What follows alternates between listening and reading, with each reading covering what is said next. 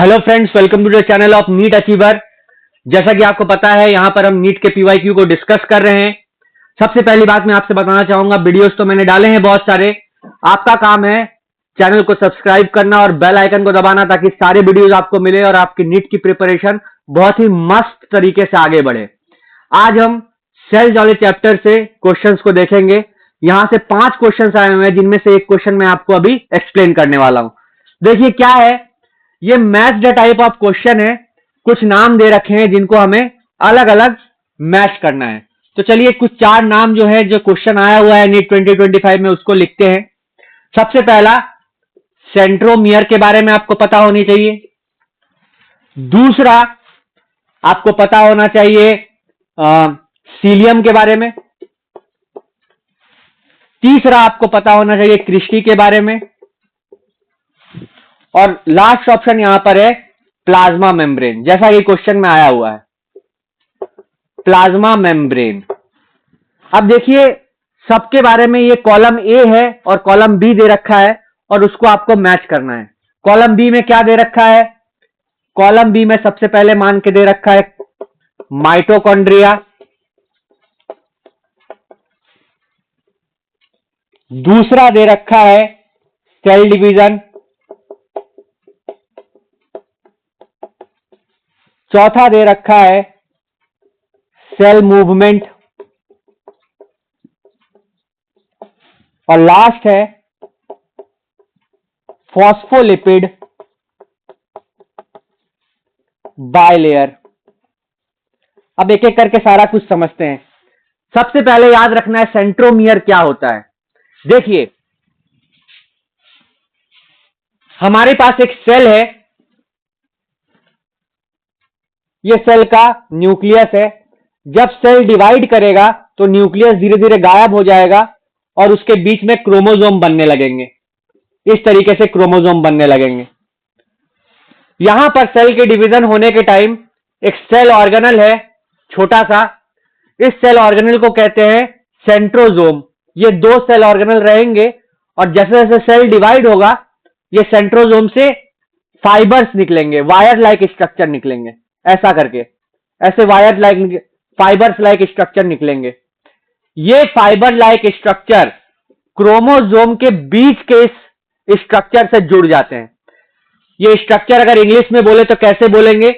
ये एक कॉन्स्ट्रिक्शन है, एक डिप्रेशन है, इसको बोलते हैं सेंट्रोमियर। तो अगर इसका डायग्राम बनाए इसका इस तरीके से, ऐसा क्रोमोसोम ले लिया, तो जो बीच का स्ट्रक्चर है इसको कहेंगे सेंट्रोमियर। वही हमारे पास पहला पॉइंट है।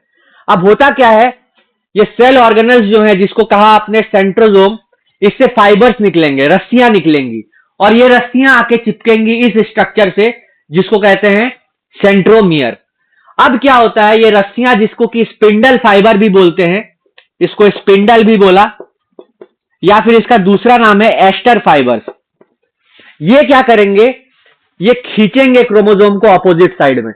तो क्रोमोसोम को जब अपोजिट साइड में खींचा जाएगा तो क्रोमोसोम बीच से डिवाइड हो जाएगा, क्योंकि आपको पता है सेल डिवाइड होगा तो क्रोमोसोम भी डिवाइड होकर आधा क्रोमोसोम दूसरे सेल में जाएगा और आधा क्रोमोसोम दूसरे सेल में जाएगा।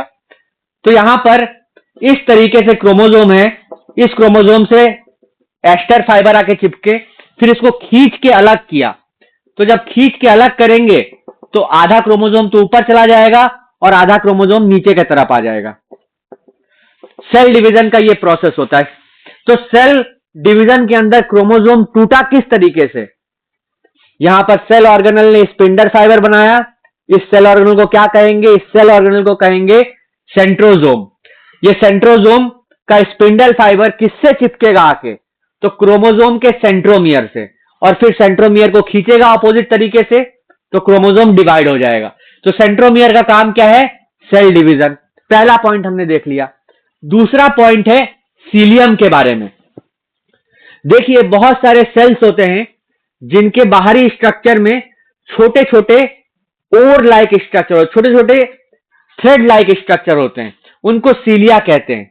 यह हमने एक पैरामीशियम बनाया, इसके पूरे बॉडी के बाहर में ऐसे छोटे छोटे वायर लाइक स्ट्रक्चर है, स्मॉल ओर लाइक स्ट्रक्चर। ओर क्या होता है? जो जहाज, जो बोट चलाते हैं, जिसका चप्पू होता है, ठीक है, उसको आगे बढ़ाने के लिए उसको ओर कहते हैं। तो इस पूरे सेल के अंदर ओर लाइक स्ट्रक्चर जो है इसको सीलिया कहेंगे, स्मॉल ओर लाइक स्ट्रक्चर। इसका काम क्या है? इसका काम है सेल को मूवमेंट कराना। इसी सीलिया के वजह से सेल मूव करता है धीरे धीरे। तो सीलिया या फिर सीलियम का काम क्या है? Cell movement. अगला नाम आता है क्रिस्टी के बारे में।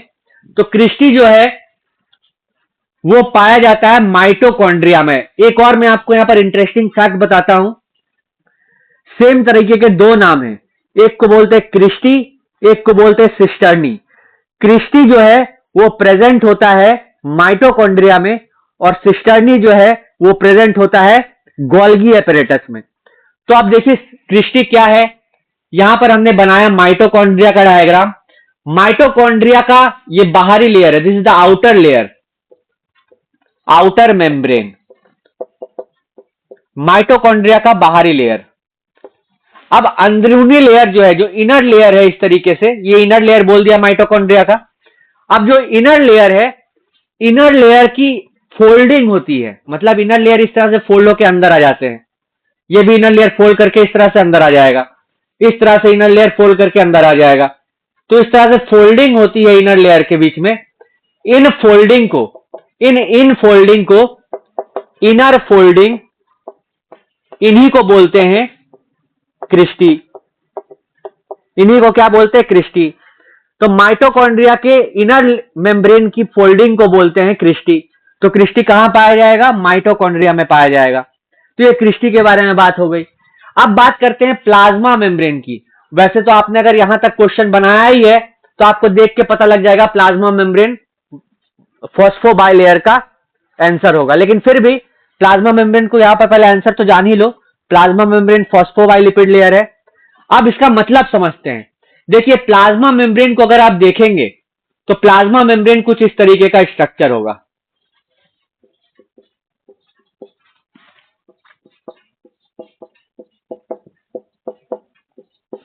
ये प्लाज्मा मेम्ब्रेन का स्ट्रक्चर है।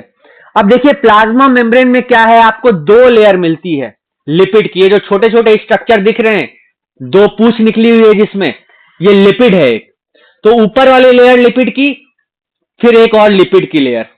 ये लिपिड एक खास तरीके का लिपिड होता है जिसको कहते हैं फॉस्फोलिपिड। तो यहां पर क्या है? फॉस्फोलिपिड का बाय लेयर। प्लाज्मा मेम्ब्रेन में क्या पाया जाएगा कोई पूछे तो फॉस्फोलिपिड